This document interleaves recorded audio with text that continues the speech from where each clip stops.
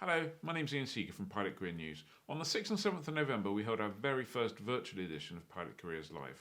We streamed over 30 different seminars with 60 speakers. There were 2 days packed full of great information. Of course, we recorded everything, and you're about to watch one of the videos from the event.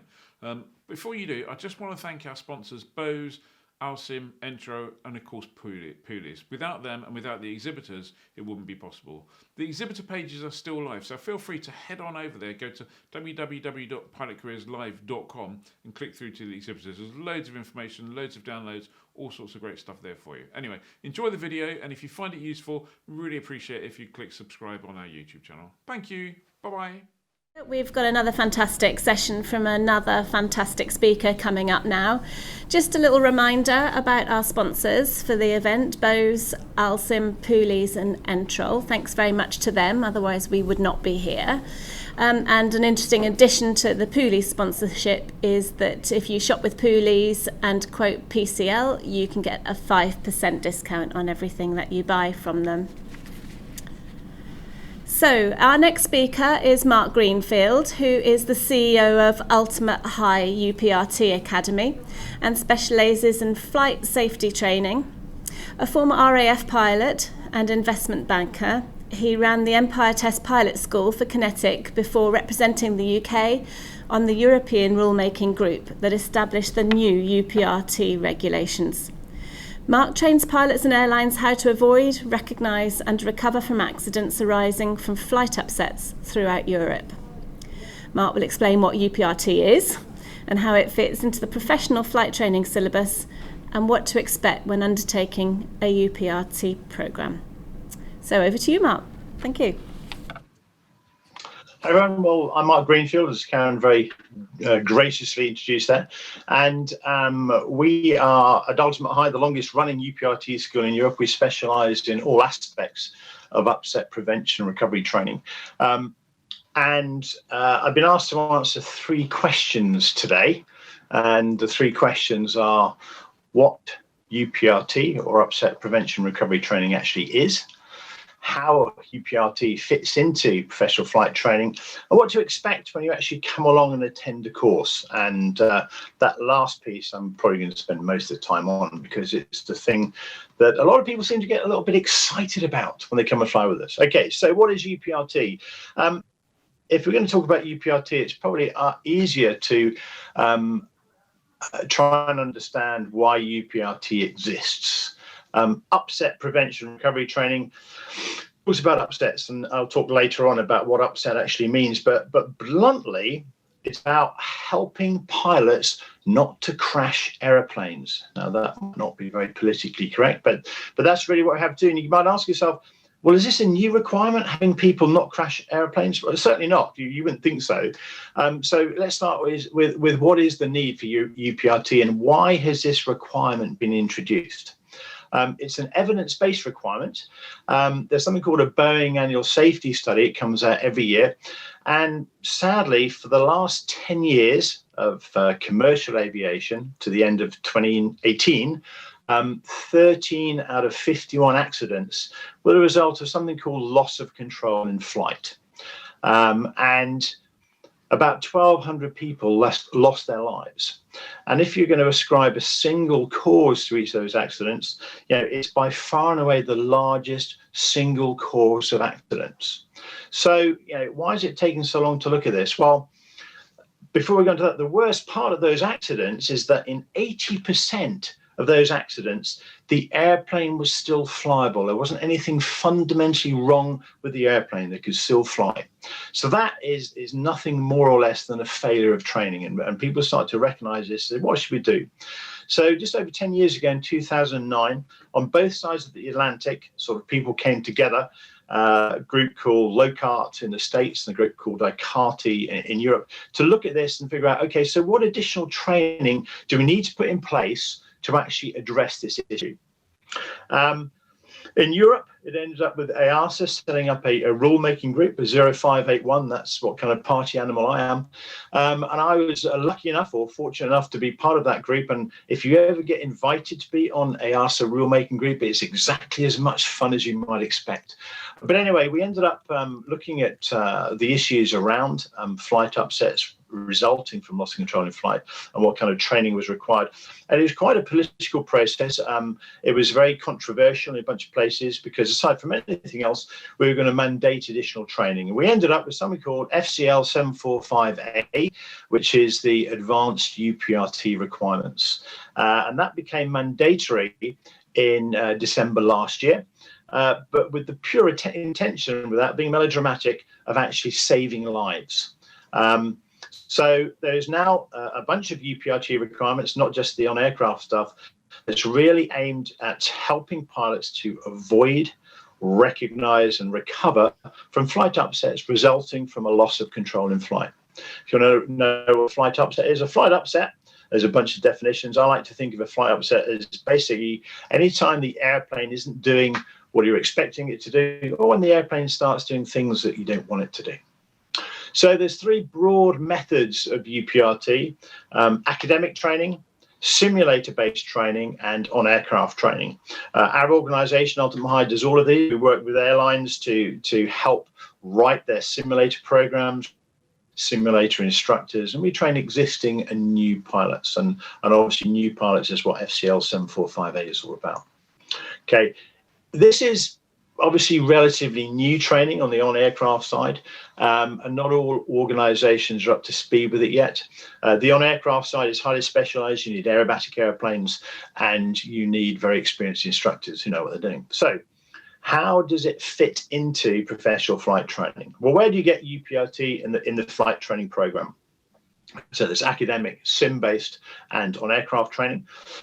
So as you go through your professional flight training, whether it's integrated or a modular course, I vote modular, that's just my vote, then you'll have a variety of on-aircraft training. You'll get academic training at the beginning. For anybody who's looking at this and is interested, there's an aid online called the Airplane Upset Prevention Recovery Training Aid, Revision 3, which has brilliant background with lots of useful training videos on this subject. And that's one of the best sources of academic training out there. But we sit down and we train people on that. And then as you go through your training, on your single engine training and a little bit on your twin engine training, you'll go through what we call basic UPRT. So that'll be very simple stalls, pretty much always from wings level, and quite straightforward, quite basic stuff. Then as you go through your training, at some stage you'll get simulator-based UPRT, where you put in a variety of flight upsets in the flight sim and you get shown how to manage them. And then as and when you go and do your type rating, you'll learn your type-specific UPRT. Now, on top of that, we now have this FCL 745, which is the on-aircraft advanced UPRT. And the timing of that isn't mandatory. It can pretty much be done at any stage. It's not been done at the beginning, but any time from, if you like, the middle to the end. Some people do it right after their single engine flight training. Some people do it after multi-engine. You can do it when you've finished your entire, or otherwise the rest of your CPL, ATPL training. From our perspective, we think the best place to do it is after you've done your MCC course, because that way you can actually do UPRT in a crew environment. And we initiated with VA Airline Training a package whereby you learn in the sim how to do flight upset stuff, and then you come and do it on the airplane in a crew environment, because it's always going to be a crew environment. For most of the cadets who come through flight training, you're going to be working in a crew environment. Can you imagine if you are the pilot monitoring and something bad happens to your airplane, and the guy that says in the left-hand seat is the pilot flying, and a flight upset happens, and he's dealing with a flight upset, and for example, they don't say anything. How are you going to feel about that silence in the cockpit? You know, you're probably going to feel pretty uncomfortable. So it's things like that that we address on the crew resource management side in a multi-crew environment. So that's where I think it's the best place to do, but you can do it anywhere. The important thing is to make sure that the people delivering your training are on the same page as you in terms of, on the same page as the people delivering on-aircraft training. This is still quite new, and a variety of organisations aren't necessarily completely linked up in terms of what they teach on the airplanes, on the basic UPRT, compared to what they teach in the sims, compared to what the advanced UPRT might deliver. And a lot of organisations aren't yet ready to deliver on aircraft UPRT, and as a result, they delegate their training out to organisations like Ultimate High, so they can make sure that it's done properly. Okay, so you're coming on your UPRT program. What can you expect? This is the most interesting part, I think. So UPRT program is typically, advanced UPRT program is typically 2 to 3 days, minimum 5 hours of ground school, although frankly, most good schools will give you an awful lot more than that, and lots of case studies as well. There's lots of great information you can learn out of case studies where aircraft have sadly crashed as a result of flight upsets resulting from loss of control in flight. You can learn so much from them as long as you get guided study from that. And you'll get probably three 1-hour flights of advanced UPRT. Now, what is UPRT in the airplane? It is not, as some people worry, being thrown around violently in an airplane, spending 90% of time upside down, pulling huge amounts of positive G, pushing huge amounts of negative G, with instructors trying to make you sick, or at least it shouldn't be. It should be done on a building block basis. We start off gently. And the other thing about this training, all good instructors will make sure that they tailor their training to the individual. It's more important in on-aircraft UPRT than any other place, because some people do come in very nervous, very worried about what's going to happen. And there's often a concern about air sickness. There you go. I've addressed the elephant in the room. Lots of people are concerned about air sickness. How many times are people sick? Well, with us, pretty much never, because the instructors are very experienced with this kind of thing. And because we're tailoring the training to the individual, we make sure the individual is getting the max out of it. Bottom line, if you start to be sick, you're not going to get anything else out of the trip for the most part. Okay, so it's in everyone's vested interest to make sure that the student is taking it on board. So what issues do we have to address on the airplane? Well, and why can't we do it all in the sim? The sim falls down in 2 main places in terms of upset prevention recovery training. It's a great tool in terms of getting those recovery techniques, but it falls down in 2 places. First of all, psychologically. Okay, what's the worst thing that can happen if you undergo a sim trip? You fail the trip. That's the worst thing that can happen. It's the worst thing. So there's never any real fear. There's never any terror. There's never, you can generate a little bit of surprise in the sim, but you can't generate real fear. And I'm not saying we're trying to generate fear in the airplane, but basically, when you get in an airplane for the first time and you end up, let's say, in a situation like this, where the airplane is nose down in an overbank, that's when people's attention gets really focused, okay? And that's where sometimes people get presented with a huge amount of what the industry calls startle. I'm going to stop a second here on startle. The industry talks about startle. We recognize that when bad things happen, when you see a situation that you've not seen before, you're going to have some kind of impact. It's going to throw you off your game a little bit. You've all probably seen Miracle on the Hudson. Sullenberger and his guys did a great job. But whatever happens, by definition, you're going to be worried. You might be a little bit scared. There might be a bit of fight, fear, freeze going on there, and so you might not be able to get on with it. But startle is a little bit soft and fluffy. Okay, so I've been in a position where I've flown with 20,000-hour line pilots, and you put them in that situation I just talked about, a nose low overbank. They'll tell you in the crew room exactly what to do, but once you actually find yourself there, or once the pilot finds himself there, they might actually freeze on the controls. You cannot replicate that in a sim. And we shouldn't call it startle. We should call it terror. We should call it fear. We should call it something that it actually is. But anyway, I digress. The bottom line is, when you find yourself in a startle, your ability to deal with things is going to be seriously degraded. And that's why we like to keep things simple. It's a question I always ask my students. If you find yourself in a flight upset, are you going to be A, calm, professional, on top of things, high situational awareness, or are you going to be B? And the answer is going to be B. Whatever B is, you're going to be B, because you're going to be behind the airplane. You might metaphorically be hanging onto the airplane by your fingertips. So we have to make it as simple as possible. And that's a really key point to the on-aircraft training. So what else are you going to see when you come and fly others? It's a confidence builder. I already talked about the impact of startle. What the on-aircraft UPRT is going to do is reduce the magnitude of that startle and ideally reduce the materiality of that startle as well. The other thing that we can do in an airplane, of course, that you can't do in a sim is pull G, so the physiological side. And for the most part, most people go through the flight training. If you're flying a 60-degree angle of bank turn, you'll be pulling about 2G. And for the most part, because the body is designed to undertake positive G doesn't really have too much of an impact physiologically. Most airliners have a G range of +2.5 to -1. And so as a result, even though our aircraft, which are always aerobatic aircraft, have a range of +6 to -3, we'll keep it within that 2.5 to -1 G regime, because that's what you're going to experience when you go on the line. What people don't appreciate is that a reduction below +1 G, the impact it has on the body, can be really physiologically debilitating. And so we look at half a G, we look at -1 G briefly, just so you can understand what impact that has on the body. And you can't replicate that in a flight simulator.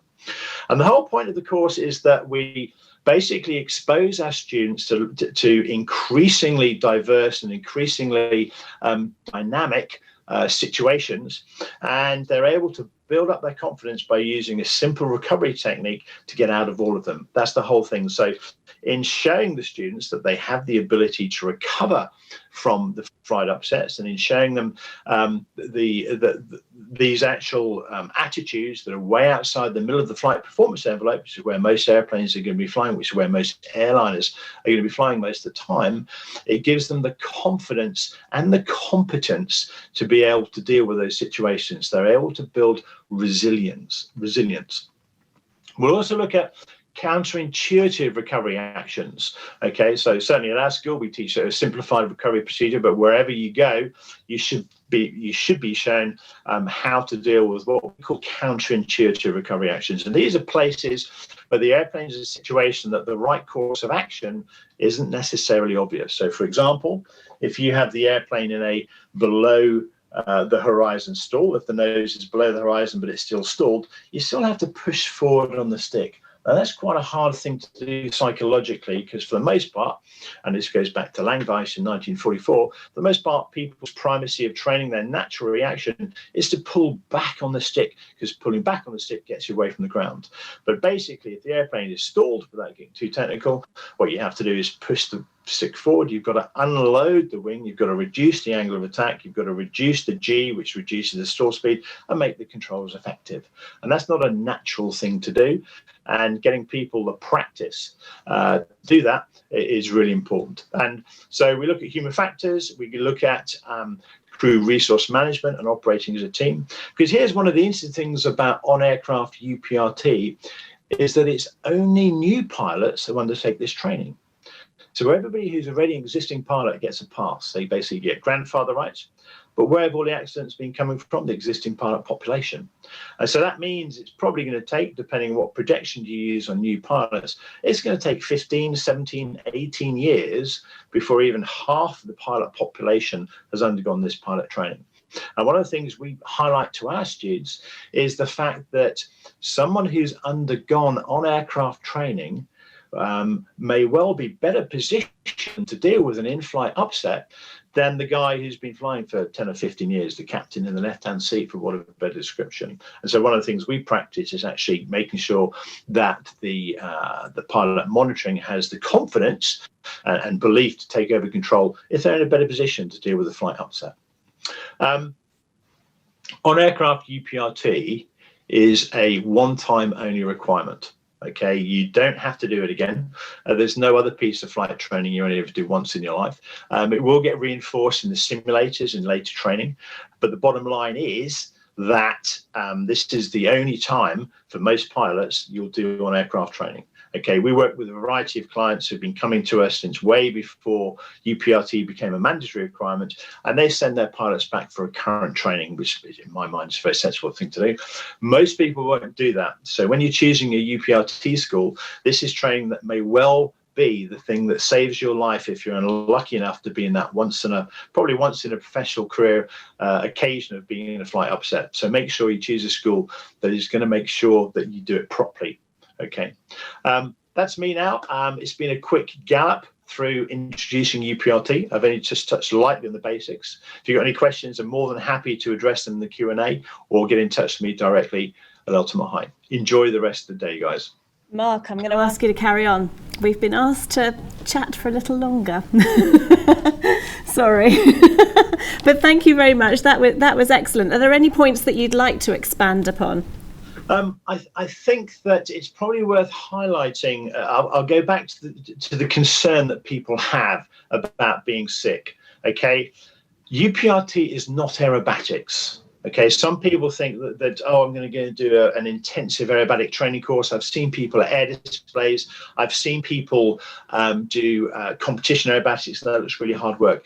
It's not aerobatics. Aerobatics is deliberately doing stuff with the airplane with the intention of displaying it. UPRT is very much, if you find yourself by mistake, or not by mistake, but through no fault of your own, in a situation where the airplane is a flight upset, it's giving people the skills to be able to actually handle that. And that's a very, very different thing. So we train a very large number of people as they come through, and some people take to it like a duck to water, and some people work really hard, frankly, and partially because people come in with a sense of fear or trepidation.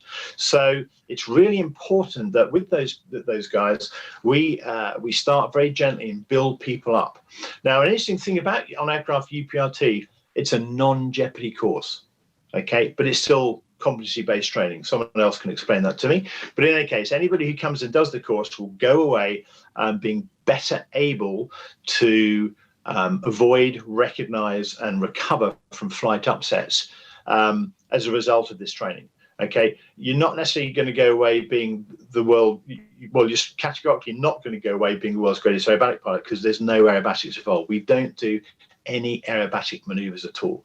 There are a number of things that the course recommends that the regulators want us to have to do. There are some other things that some organizations add in around human factors, crew resource management, etc.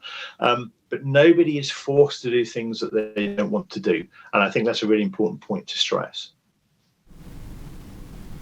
Yeah. What else do you want to say about agree. There's another point actually, Mark, where you broke up, and I'm not sure whether you broke up for everybody or whether it was just for me, but you were talking about when you think UPART should be done. You said it was after your MCC. Can you expand on why you said that? Sure. I think that if you look at the case studies of commercial aircraft accidents, one of the things that is writ large is the lack of interaction between the pilot flying and the pilot monitoring, or just the two guys on the flight deck. And if you look at some examples like Air France 447 or AirAsia 8501, which happen to be both Airbus events, but it's not Airbus specific, the pilots were both trying to fly the airplane. There's no communication between the pilots. They were effectively doing different things. And even if you have one guy who has a good idea what's going on, if the other guy is doing the opposite, then the net effect is the airplane doesn't recover. So in my view, it's really important that you look at UPRT from a crew perspective, which to my mind is best after having done the MCC course, because that way there's a chance that there's a better chance the crew are going to work together. And so for example, we actually practice an exercise where the instructor will pretend to be a grumpy captain doing something wrong, and will brief the student who's going to be the pilot monitoring. Look, okay, you're pilot monitoring, don't want to go below this speed, don't want to beat this parameters, whatever. And we practice them jumping in. We use a method called prompt, direct, intervene. So initially the pilot monitoring, who's the student in this situation, will prompt the captain, say speed. Then they'll direct the captain. If the captain doesn't want to say, so Fred, you need to increase the power, you need to lower the nose, you need to do something. And then if they still don't do anything, they intervene. Okay, they'll take control of the airplane, they'll sort it out. And in that way, you've got a better chance of the flight upset not happening in the first place. And you see that if you look at the literature, and look at the examples, there's loads of case studies where the crew resource management has been almost non-existent, and in fact sometimes counterproductive. So for us, and it's just my personal opinion, it's not mandated. My personal opinion is it's best done after MCC. And ideally with the MCC organisation, with the instructors there also having flown on aircraft UPRT, because an awful lot of on-aircraft instructors, an awful lot of TRIs or a lot of sim instructors have not flown UPRT themselves and don't necessarily know what all the issues are or even what it's like for real. Yeah, good point. Thank you. There's a question that's come through, actually. There's a bit of confusion. So there's a question from Mark. Is there one certificate for UPRT? Because he's got an advanced UPRT certificate. Is that the right certificate for him? That is the right one, yes. As I said earlier on, there's two different pieces of UPRT.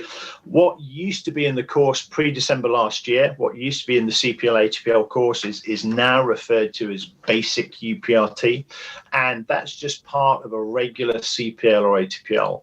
Now, post-December 20th last year, as a result of FCL 745A, people have to do advanced UPRT, and that is shown by two things. One, getting a specific certificate from the ATO that delivers the 745 course, and from an endorsement in the logbook, and you have to have both of those.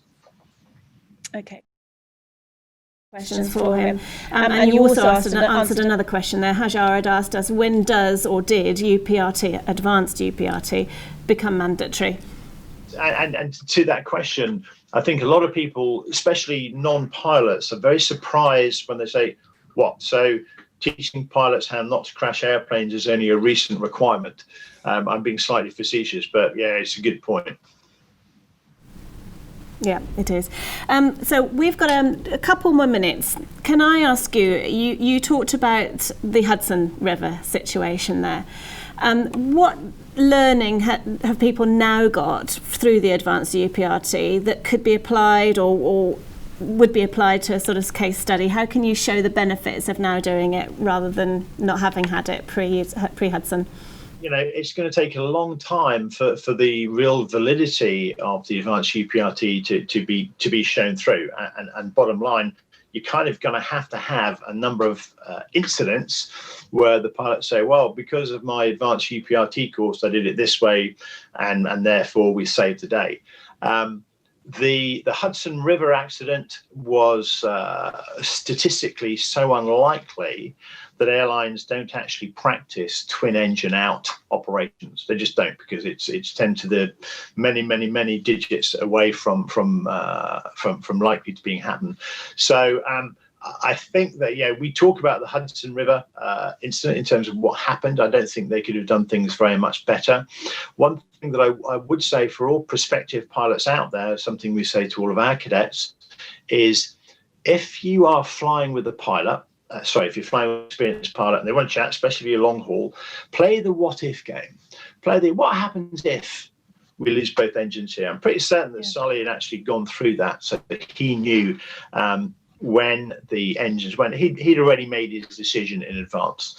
People are probably aware that when commercial airlines take off, we have a whole bunch of decision speeds, V1, V-rotate, etc., where the decision is made beforehand as to what's going to happen when. And a good pilot, as part of their threat and error management, will do that for every takeoff in terms of what's going to happen if I lose an engine here, what's going to happen if I lose an engine here. They're not necessarily going to go through what happened if I lose both engines, because you could extend it to what happens if I hit by Santa Claus on his sledge kind of thing in terms of unlikeliness. But you're going to cover all the things that might actually happen. So when you have the opportunity to sit with an experienced pilot, quiz them. What would you do if this happened? What's the time when you have had most concern? What's the time you've been most scared? Because it's one thing, the military was in no way perfect, not by a long stretch, but one of the things we were very good at was sitting in the crew room and talking about this happened, and talking in a very open and honest way, no blame given, no blame inferred. this happened, I did this, what would you do differently? And that's a really useful exercise. So we play the what if game the whole time, and I'd really encourage new pilots to do that, because none of us have the time to make all of the mistakes ourselves. We want to learn from other people's mistakes in a non-judgmental way. We're not saying they did something wrong, but for example, back in Air France 447, we're not criticizing the pilots there. They found themselves in a position that their training hadn't prepared them for. Okay, so we look at that, we learn from it, and then any lessons we take out of that we can use in the future. And if there's some kind of variant on that, that will potentially help us ensure that we don't find ourselves in the same place. Perfect. You're a star, Mark. Thank you very much for that. That was a really interesting session, and hopefully Mark will be back with us for the question panel. Sorry, got my words muddled up. Later on this afternoon. But for now, thank you, and we'll hand over to the B team.